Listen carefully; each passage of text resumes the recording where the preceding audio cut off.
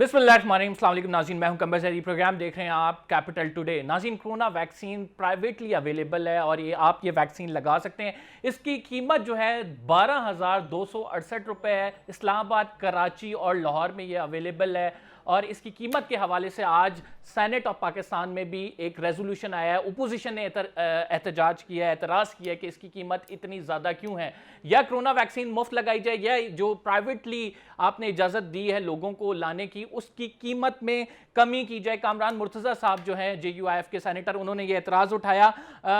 इससे पहले काबीना ने इसकी जो मंजूरी दी थी नाज़रीन, वो 8,400 रुपये थी। रशिया की ये वैक्सीन है और तकरीबन 20 लाख डोजेज इसकी मंगवाई गई हैं, जिसमें से बताया जा रहा है कि इसकी ऑनलाइन रजिस्ट्रेशन होती है। 6 से 7 लाख लोग इसमें अभी तक रजिस्टर करा चुके हैं।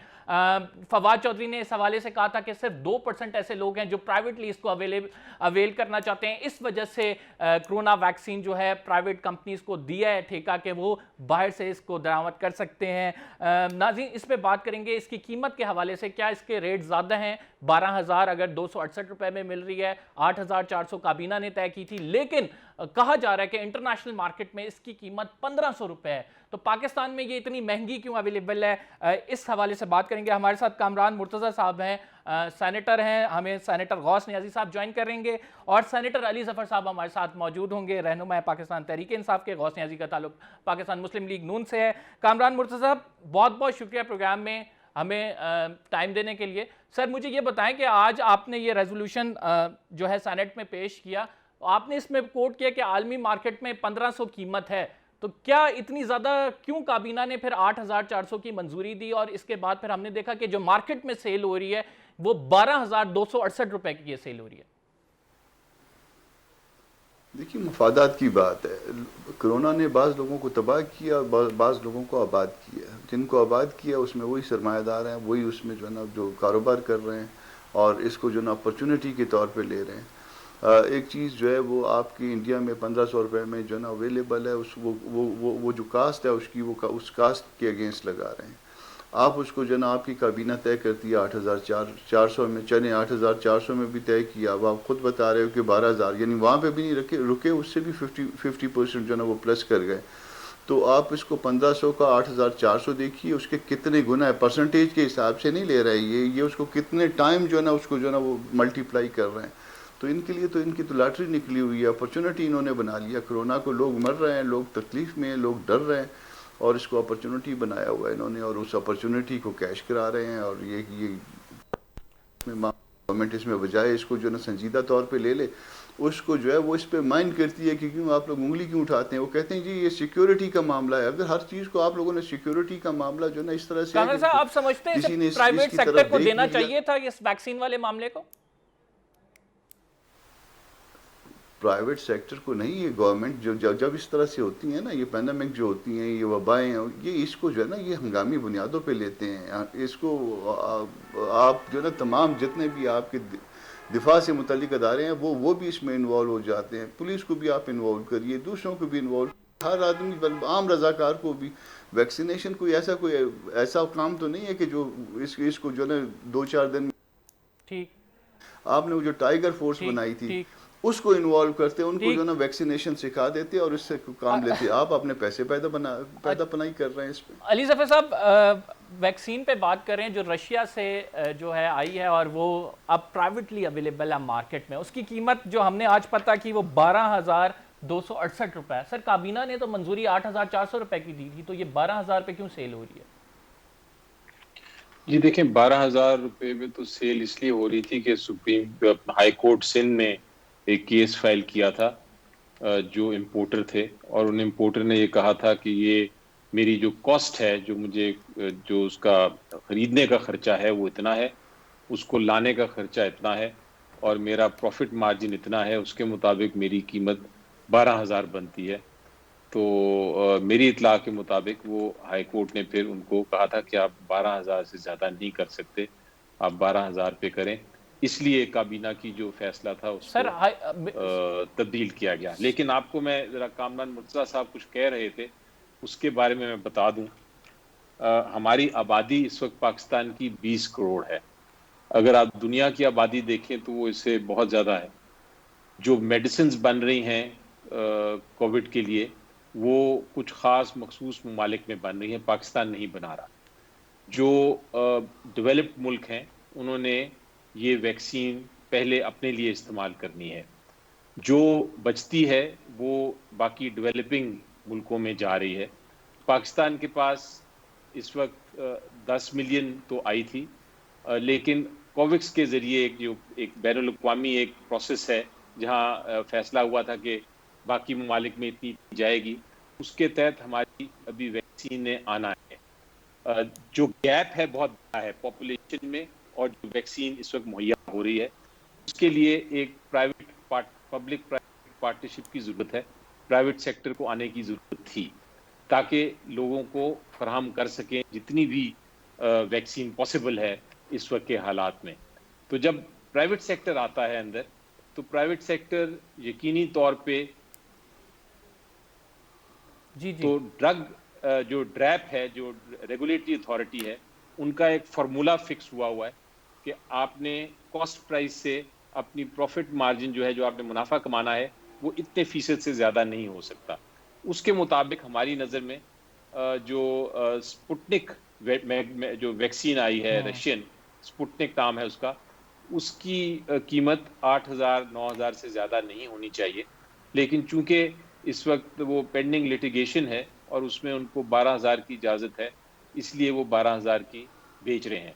लेकिन आगे जाके भी अगर कोई कहता है कि प्राइवेट सेक्टर को नहीं आना चाहिए, तो वो बहुत बेवकूफ़ी कर अली रहा ज़फ़र है। साहब, इट्स वो टोटली मेरी फाइन नज़र में प्राइवेट सेक्टर अगर आता भी है, जंप इन करता भी है, क्योंकि पैंडेमिक है, चूंकि लोगों को इसकी ज़रूरत है, तो इट्स टोटली फाइन। बट एक मामला जो ड्राफ्ट भी लेके चल रहा है, ड्राफ्ट ने भी एतराज़ात उठाए, तभी वो हाई कोर्ट गए थे और हाई कोर्ट ने आपकी काबीना को दोबारा भेजा था मामला कि इस पे नजर सानी करें। अगर वो मार्केट में 12,000 की अवेलेबल है और आपने 8,400 या 9,000 आप समझते हैं कि उसकी प्राइस होनी चाहिए, तो आप नहीं समझते कि हुकूमत को कहीं ना कहीं इंटरवीन करना चाहिए?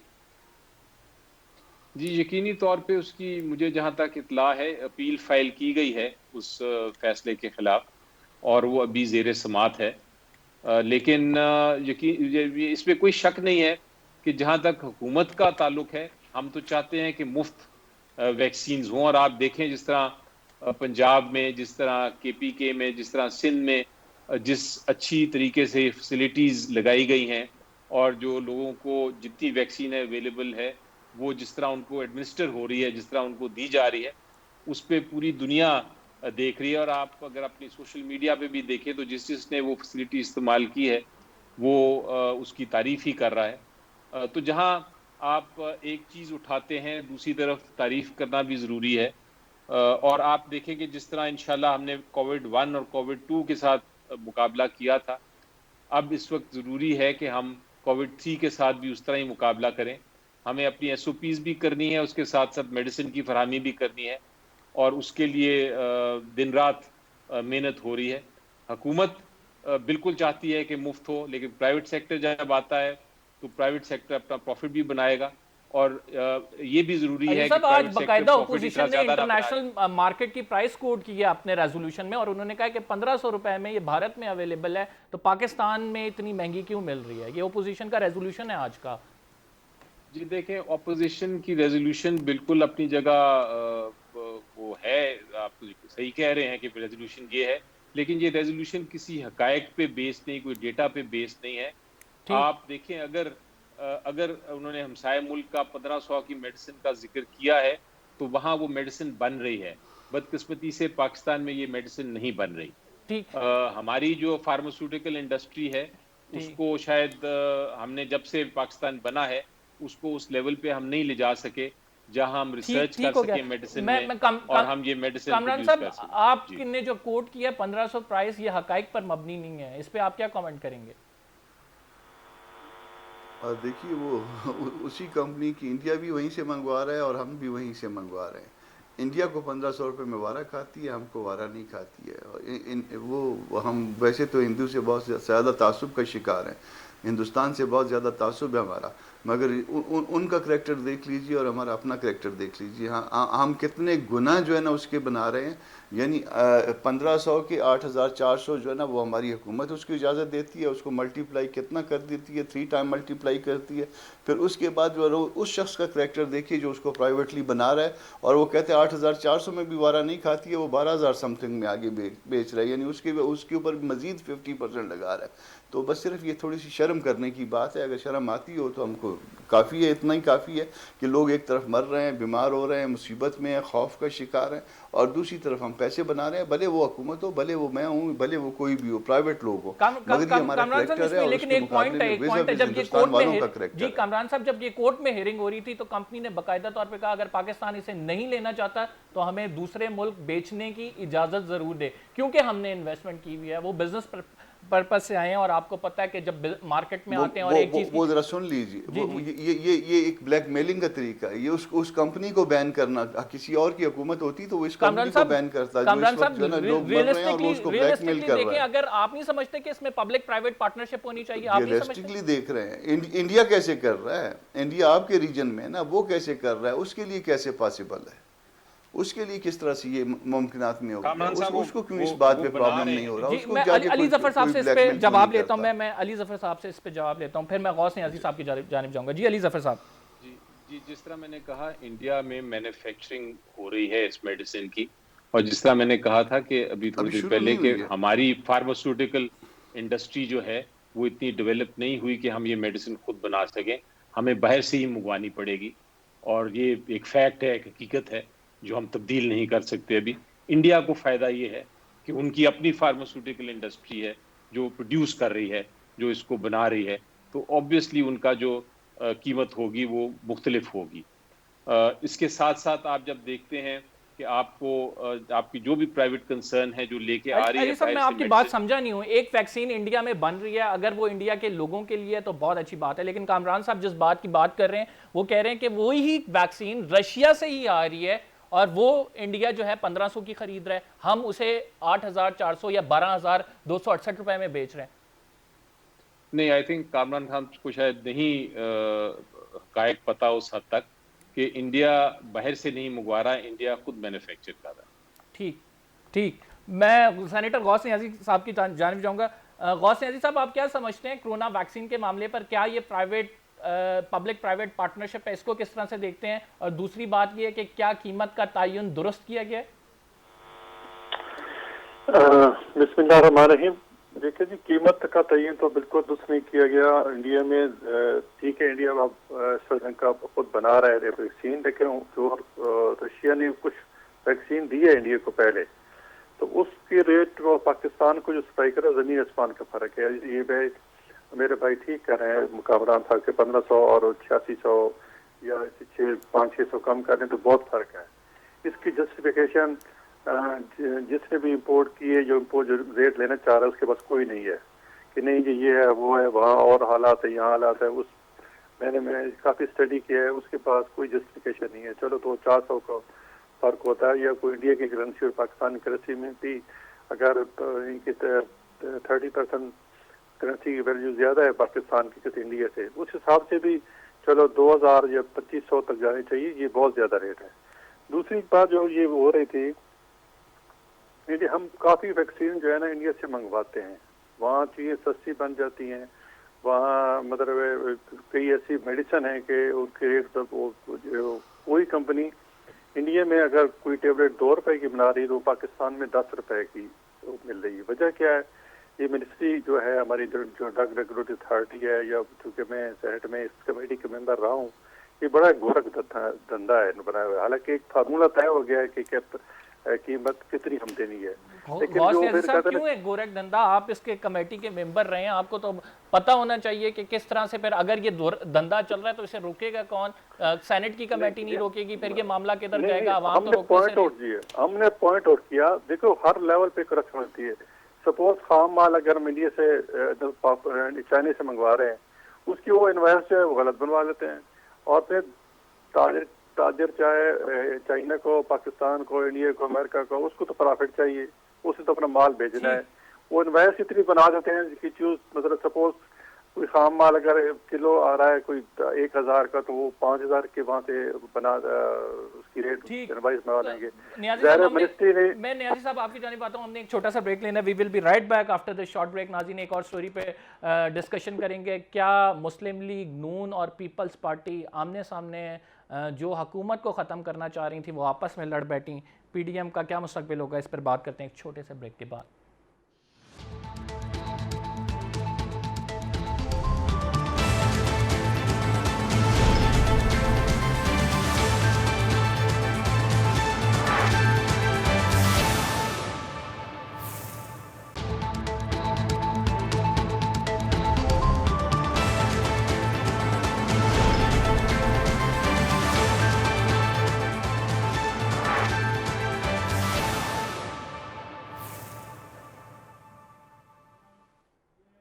वेलकम बैक नाज़रीन, और हम बात करेंगे अब पीडीएम के हवाले से। पीडीएम ने नोटिस जारी कर दिया है पीपल्स पार्टी को कि उन्होंने हुकूमती जो अरकान है उनकी सपोर्ट क्यों ली, बलूचिस्तान अवामी पार्टी से जो 5 वोट थे वो क्यों आए, इस पे जवाब तलब किया गया है और इस पे पीपल्स पार्टी का जवाब देने का कोई इरादा नहीं रखती है। क्या मुस्लिम लीग नून और पीपल्स पार्टी आमने सामने आएंगे? आज जो सेनेट में इजलास हुआ उसमें भी हमने देखा कि ओपोजिशन लीडर के हवाले से दोनों ने, आज़म नज़ीर तारड़ ने अलग अपने इत्तेहादियों के साथ इजलास किया, जबकि हम देख रहे थे यूसुफ रज़ा गिलानी साहब अलग जो है अपने इत्तेहादियों के साथ इजलास कर रहे थे और फिर सेनेट में गए। लेकिन अच्छी बात यह है कि करारदाद मुत्तफ़िका तौर पर जो है मंजूर की गई। अब बात करेंगे कामरान मुर्तज़ा साहब से। कामरान साहब, आप समझते हैं कि पीपल्स पार्टी अब पीडीएम में नहीं रहेगी? अगर शो कॉज का नोटिस का जवाब नहीं आया तो फिर क्या नेक्स्ट स्टेप क्या होगा?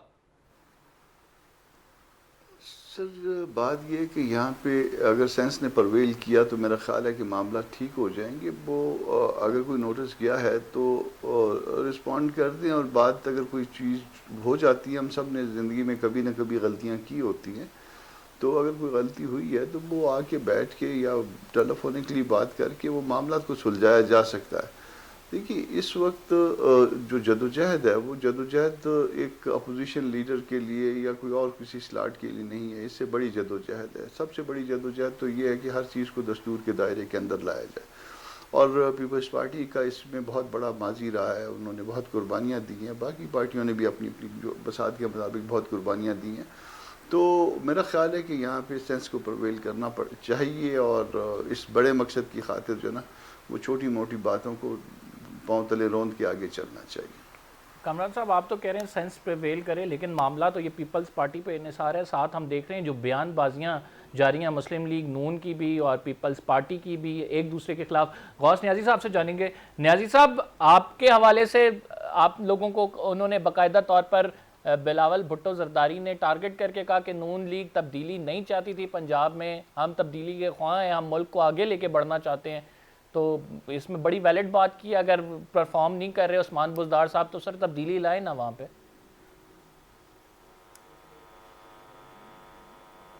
नियाजी साहब, आप मुझे सुन पा रहे हैं?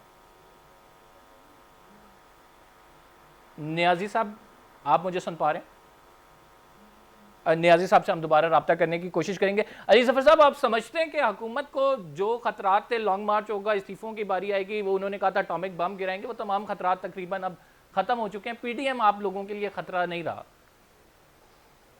ये पहली बात तो ये है कि कोई ख़तरा था ही नहीं शुरू से पीडीएम की तरफ से, और उसकी वजह ये है कि पीडीएम जिन जमातों पे उनकी एक तरह से अलायंस हुई थी, वो सारी जमातें इतनी मुख्तलिफ थीं, उनके लीडर्स इतने मुख्तलिफ सोच के थे, उनके जो सपोर्टर्स थे और उनके जो वोटर्स थे वो आपस में इनफैक्ट लड़ते रहे थे, दुश्मन थे बहुत अरसे से। उनकी जो मुखालफतें थीं वो इतनी बड़ी थीं कि वो कभी एक प्लेटफॉर्म पे आ ही नहीं सकते थे, और यही हुआ। आज नहीं, कुछ दिन पहले ही हमको नज़र आ गया था, जब से ये बातें शुरू हुई और आपस में इख्तलाफात बाहर आ गए, और वीडियोस पे भी और फिर स्पीचेस में भी, और उसके बाद आज आपने सेनेट में भी देखा कि सेनेट में भी वो अपने अपने लीडर्स और बल्कि सीटों पे लड़ाई हो रही थी कि कौन सीट किस सीट पे बैठेगा। तो ये मेरा ख्याल है कि जो पीडीएम का पहले से भी खतरा नहीं था, अब तो बिल्कुल ही ख़त्म हो गया। लेकिन खुशाइन बात ये है जो अच्छी बात है वो ये है कि अब चूंकि पीडीएम ने समझ लिया है कि उनका जो मकसद था हुकूमत को नुकसान पहुंचाना वो नहीं पहुंचा सकती, मकसद भी गलत था और वो मकसद में अब समझ भी आ गई कि वो मकसद पूरा नहीं हो सकता। तो अब दोनों पार्टीज जो हैं और तीनों पार्टीज जो हैं, जितनी पार्टीज पीडीएम में थी, वो अब पार्लियामेंट में बैठ के अपना अपना रोल अदा करेंगी। और ठीक यही आज आपने लीडर ऑफ द ऑपोजिशन की स्पीच भी सुनी, उनका भी ये था कि हम इसको अब आगे ठीक। जाएं, क्योंकि हमारी जहां हमारा झगड़ा भी राइट। हमारी एक राइट है, वहां वहां रिफॉर्म करना और लेजिस्लेशन करना हमारी ड्यूटी है, हमारी रिस्पॉन्सिबिलिटी है, हमारी जिम्मेदारी है। तो तो ये बात है आप कि समझते हैं अब कि वो माइनस पीपल्स पार्टी, मुस्लिम लीग नून और जमीयत कोई ऐसा चीज़ लॉन्ग मार्च नहीं करने जा रही, ना ही कोई ऐसी चीज़ करेगी जिससे आप लोग प्रेशराइज हों? देखिए, लॉन्ग मार्च जहां तक ताल्लुक है, उनका जमहूरी हक है, वो अगर करना चाहते हैं बिल्कुल करें, उसमें कोई हमें कोई खतरा नहीं, ना हमें कोई डर है या खौफ है। ठीक। वो अपनी एक पॉलिटिकल न्याजी उनकी अगर स्ट्रेटजी न्याजी है वो साहब आपकी करते रहे। जाने पाऊंगा। न्याजी साहब, पीपल्स पार्टी कहती है कि आप लोगों ने पंजाब हुकूमत के हवाले से कोई स्टेप नहीं लिया। पीपल्स पार्टी पंजाब हुकूमत में चेंज चाह रही थी, आप लोग खुद भी ये समझते हैं कि पंजाब हुकूमत उस तरह से नहीं परफॉर्म कर पा रही, तो अवाम की बेहतरी के लिए स्टेप ले लेते सर, आप आगे रिफॉर्म्स करते, गिरा देते उस्मान बुज़दार साहब को, तो क्यों नहीं आपने पीपल्स पार्टी का साथ दिया? ठीक है जी। हमारा उस्मान, ठीक है जी, उस्मान बुज़दार को हम तब्दील कर देते हैं, ठीक है, अदम एतमाद करते हैं, वो कामयाब हो जाती है, तो उसके बाद क्या होगा? ठीक है ना, फिर उसके बाद फिर वही रूली लंगड़ी हुकूमत होगी इस साखियों के सहारे। तो सारे मसले का हल यही है कि चाहे मरकज हो, चाहे पंजाब हो, चाहे जो भी हो, सर आप जब माइनस तक इमरान खान कर देते हैं फिर क्या होगा? हम तो माइनस इमरान खान के हक में भी नहीं है। हम तो चाहते हैं नए इलेक्शन कराए जाए, सही मैंडेट मिले। ये हुकूमत क्या कर क्या रही है कि अवाम के मसाइल दिन ब दिन बढ़ रहे हैं। कोई मुझे आप बताएं कि कहीं किसी चीज पे रिलीफ हुआ? सर आप लोग करने चले थे, नई हुकूमत को चले गिराने भी चले थे। आप लोगों की तो अपनी तहरीक टूट फूट का शिकार हो गई है। पीपल्स पार्टी आप लोगों के खिलाफ बयान दे रही है, आप पीपल्स पार्टी के खिलाफ बयान दे रहे हैं। आज भी चौधरी मंजूर साहब ने कहा कि पंजाब में लॉन्ग मार्च की तैयारियां आप लोगों ने क्यों नहीं की। उन्होंने कहा पंजाब में लॉन्ग मार्च तो कर सकते थे, आप लोगों ने क्लियर कट इनकार किया। उसके बाद फिर उन्होंने कहा कि क्या आप समझते हैं कि पीडीएम अब मौलाना और मुस्लिम लीग नून की सिर्फ रह गई है? तो ये तमाम बातें तो सामने आ रही हैं, आहिस्ता आहिस्ता खुलकर सामने आ रही हैं, जो आप लोगों के दरमियान इख्तलाफात थे। देखिए जी, पीडीएम अल्हम्दुलिल्लाह कायम है। जो फैसले होते हैं मुशावरत से होते हैं। इसमें पीपल्स पार्टी ने जो 26 मार्च को लॉन्ग मार्च छोड़ा था, पीपल्स पार्टी चाहती थी कि रिजाइन ना दिए जाएं। मौलाना साहब का ये वर्जन था कि नहीं, रिजाइन देने चाहिए। इस पे पीपल्स पार्टी ने 4 कलाक का वक्त मांग लिया था। और फिर उसकी जो सीएसी की मीटिंग है उसमें फिर उन्होंने कुछ दिन के लिए और उसको एक्सटेंड किया है। अभी फिर मौलाना जब हमारी तरफ पीटीएम की मुस्लिम नून की तरफ से कुछ बयान आए, तो फिर सरदारी साहब ने मौलाना साहब को कहा कि हम पीटीएम में हैं, हमारा मकसद भी वही हुकूमत को गिराना है, हम आपके साथ हैं। अब ये इस पे बात ये चल रही है कि रिजाइन देने चाहिए तो कब देने चाहिए। कोई ऐसा लामल कोई हम डिरोशन तय कर लेते हैं कि 2 महीने बाद रिजाइन देंगे, 3 महीने बाद देंगे, तो ये बात ही चल रही है। फिलहाल पीपल्स पार्टी तो इस मामले पर तैयार नहीं। उन्होंने तो बयान दे दिया कि हम जो है जमहूरी जिद्दोजहद पे यकीन रखते हैं और ये जो है पार्लियामेंट के जरिए चेंज आना चाहिए, इस्तीफों के ऑप्शन पे वो नहीं जा रहे। कामरान साहब, पीपल्स पार्टी को आपने कहा है कि वो सीईसी से वापस आएँ, हालांकि ये बात क्लियर है, जितने टॉक शोज हो रहे हैं, जितनी हम प्रेस कॉन्फ्रेंसेस देख रहे हैं, कि पीपल्स पार्टी का ये मौक़िफ़ है कि वो अब इस्तीफ़ों की जानिब नहीं जाएंगे। वो इस्तीफ़ों की जानिब नहीं जाते तो पीडीएम की तहरीक को कैसे कामयाब बनाएंगे? आप लोगों का तो सबसे मेन जो हथियार था वो इस्तीफ़े थे। उसमें ऐसा है कि नहीं, हथियार बहुत से होते हैं, मतलब मुख्तलिफ वक्त में मुख्तलिफ हथियार इस्तेमाल होते हैं। बाकी पार्टियों का मौक़िफ़ ये था कि इस्तीफ़े जो है ना लॉन्ग मार्च के साथ साथ जो है वो इस्तीफ़े भी हो जाएं। पीपल्स पार्टी का ये मौक़िफ़ नहीं था। वो उनका हक़ है कि वो अपना अलग से मौक़िफ़ रखें, जिस तरह से हमारा ये हक़ है कि हम अपना अलग से मौक़िफ़ रखें। उन्होंने अपने उस हक़ को इस्तेमाल करते हुए उन्होंने टाइम लिया था कि हम अपनी जो है ना सेंट्रल एग्जीक्यूटिव कमेटी के पास जाएंगे, उनका फ़ैसला हो चुका है कि इस्तीफ़े न दिए जाएँ, हम ये मामला उनके सामने दोबारा रखेंगे। और उसके लिए उन्होंने कुछ 4-5 अप्रैल की तारीख ली थी। अब वो 4-5 अप्रैल की तारीख जिस दिन उनका अपना इजलास उन्होंने होना था वो उन्होंने मुलतवी कर दी है। कोई भी रीज़न उसकी हो सकती है, वो उनको पता होगा। असल में मामले में थोड़ी सी कामरान साहब ये बात बड़ी अंडरस्टूड है, ये अब नाजरीन भी हमारे जानते हैं, ये हमारे नाजरीन भी जानते हैं कि पीपल्स पार्टी ने इस्तीफे नहीं देने हैं। सर इतनी डिबेट हो गई है इस मामले पे। नहीं देने तो उनसे कोई जोर से तो हम नहीं ले सकते ना, उनसे हम जोर से नहीं ले सकते। उनका हक नेक्स्ट स्टेप ये है कि अपनी आप किस तरह से राय हुकूमत रखें। गिराएंगे फिर? मगर ये बता देना आके कि हम नहीं कर सकते, ये काम हम नहीं कर सकते, ये हम किसी कास्ट पे भी नहीं कर सकते, दो इट वाज एग्रीड ना। तो जब नहीं कर सकते तो हम उनको मजबूर नहीं कर सकते। मामला जो आगे बिगड़े हैं वो जो तयशुदा अमूर थे, उसके बाद 3 स्लॉट्स के हवाले से, 2 स्लॉट्स के हवाले से अमल हो गया, भले हम जीते या नहीं जीते। तीसरी स्लॉट जो रह गई थी उसमें जो उन्होंने सोलो फ्लाइट की है और उसमें जो उन्होंने ये बाप पार्टी के सेनेटर्स जो अपने आप को इंडिपेंडेंट बताते हैं उनसे जब वो लिए, तो वो मतलब फ़र्ज़ कर लीजिए कि उनसे आपने सपोर्ट लेनी भी है तो उसका तरीक़ाकार ये था कि इसको पीडीएम के सामने रखा जाता या जो भी कोई तरीका होता है आपस में मिल बैठ के कर लेते। मगर वो टीवी पे एक दूसरे के ख़िलाफ़ बयान दे के कि जी उन्होंने ये कहा, उन्होंने ये कहा, उन्होंने ये कहा, तो यहाँ पे कुछ गलती हुई है। और जहाँ पे गलती हो जाती है उसको मानना जो है वो बड़ापन होता है। उसको फिर वापस इस मामले को ला के कि जी ठीक है, हाँ हो गई है गलती, हम सारे इंसान हैं, कोई वलील्लाह तो है नहीं है, तो हो गई है ये बात। उसके बाद पीडीएम के प्लेटफॉर्म पे आ जाए, उस मामले को सेटल किया जा सकता है। ठीक कामरान साहब, हमने छोटा सा ब्रेक लेना है। ब्रेक के बाद अली ज़फ़र साहब से पूछूंगा वज़ीर आज़म से। अब तो आवाम सवाल कर रही है कि वज़ीर आज़म इजाज़त है थोड़ा सा घबरा लें हम। तो कल वज़ीर आज़म ने एक टेलीथॉन ट्रांसमिशन की जिसमें लाइव कॉल्स थी, उस पर डिस्कशन करेंगे क्या महंगाई कंट्रोल होने जा रही है, क्योंकि एक इकनॉमिक टीम बना दी गई है। उस पर बात करेंगे अली ज़फ़र साहब से इस छोटे से ब्रेक के बाद।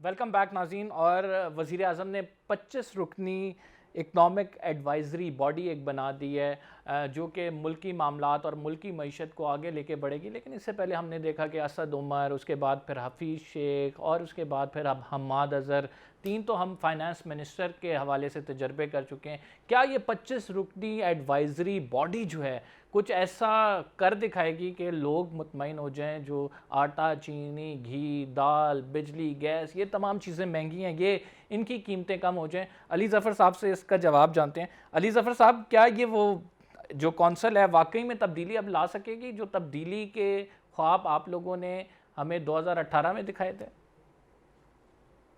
जी देखें, जब आप इकोनॉमिक पॉलिसी की बात करते हैं, इकोनॉमिक्स की बात करते हैं, तो उसमें 2 बड़े अहम मराइल हैं, 2 बड़े इश्यूज आते हैं। सबसे पहले तो आपकी पॉलिसी बिल्कुल दुरुस्त होनी चाहिए, और वो पॉलिसी में कभी शॉर्ट टर्म नहीं होती। वो पॉलिसी 5 साल की प्लान होता है, 10 साल का प्लान होता है, 25 साल का प्लान होता है, लेकिन पॉलिसी दुरुस्त होनी चाहिए।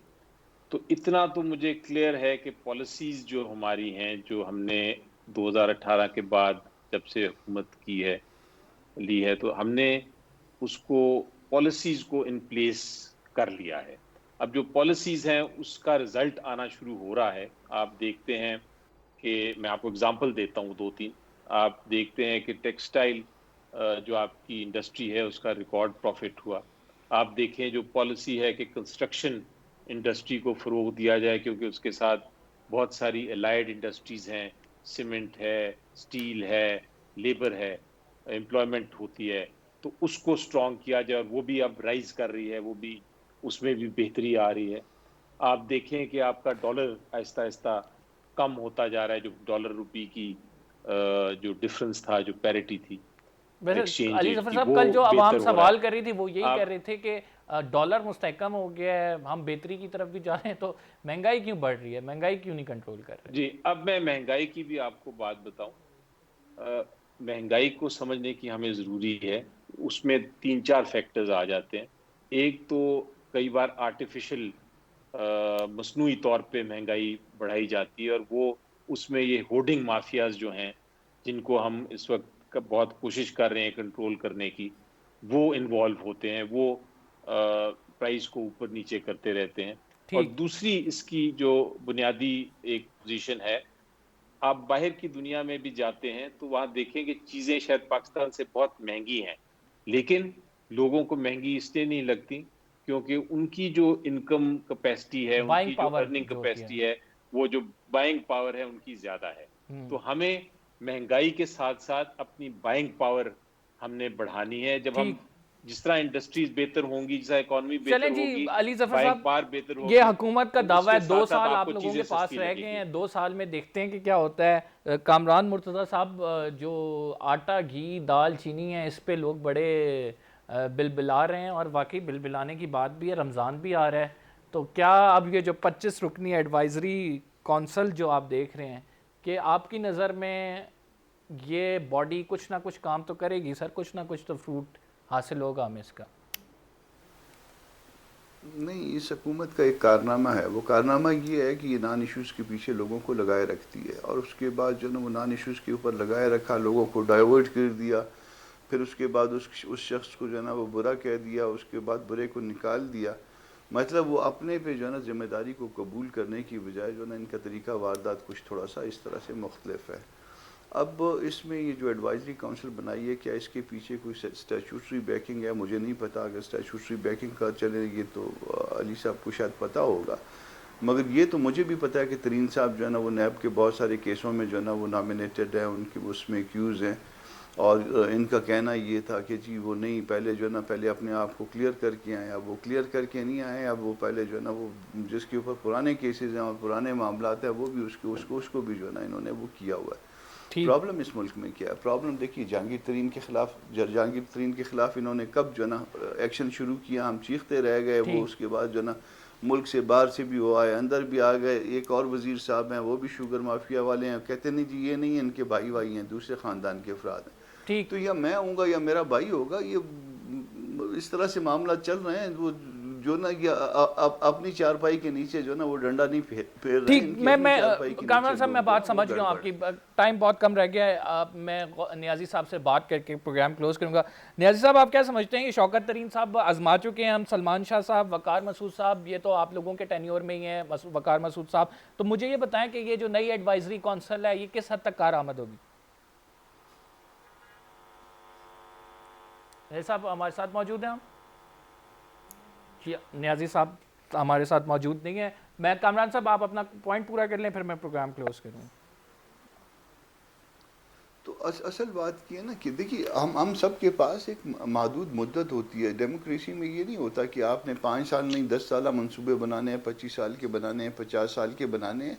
वो गो के पीछे जो है ना वो सारी ताकत एक ही है, जो भी हुकूमतें आती हैं, मगर इसके बावजूद भी जो है ना वो अयूब खान के बाद ये 10 साल और इससे बड़े लंबे प्लान जो है ना वो हम नहीं बना पाए। तो अब जब लंबे प्लान नहीं बना पाते तो हमको वो 5 साल के अंदर जो आइडियल टाइम होता है हमारे पास, ये 5 साल का होता है। 5 साल में आपने 3 साल गुजार लिए, 3 साल और आखिरी साल जो है वो इलेक्शन का होता है। फ़र्ज़ कर लेते हैं कि अगर आपने टाइम पूरा भी कर लिया तो 3 निकल गए, आखिरी साल जो है ना वो काउंट नहीं होता, दरमियान में 1 साल रह गया, और इसमें आड़ियाँ जाड़ियों में ये जो ना अगर ये मामला इसी तरह से गुजर गया तो ये फिर उसके बाद अगले 10 साल में भी जो हुकूमतें आएंगी अगले 10 साल के लिए, वो भी इस मामला को ठीक नहीं कर पाएंगी, और ये मुल्क इसी तरह से खुदा न खास्ता डिस्टर्ब रहेगा। तो इसको देखना चाहिए, इसको अटेंड करना चाहिए इन इश्यूज़ को। अब इकॉनमी का इशू बहुत अहम है, और इस पर एक हमें पॉलिसी चाहिए। दूसरा, जो हमारे दीगर मसाइल चल रहे हैं इससे रिलेटेड, जिस तरह कार्टलाइजेशन है, माफियाज बैठे हुए हैं, जो चीनी पे सट्टेबाजी हो रही है, इनको हुकूमत एड्रेस करने की कोशिश करी, और हुकूमत ने मीडिया से एक गिला भी किया है कि हमारी कारकर्दगी को आवाम के सामने बताया करें।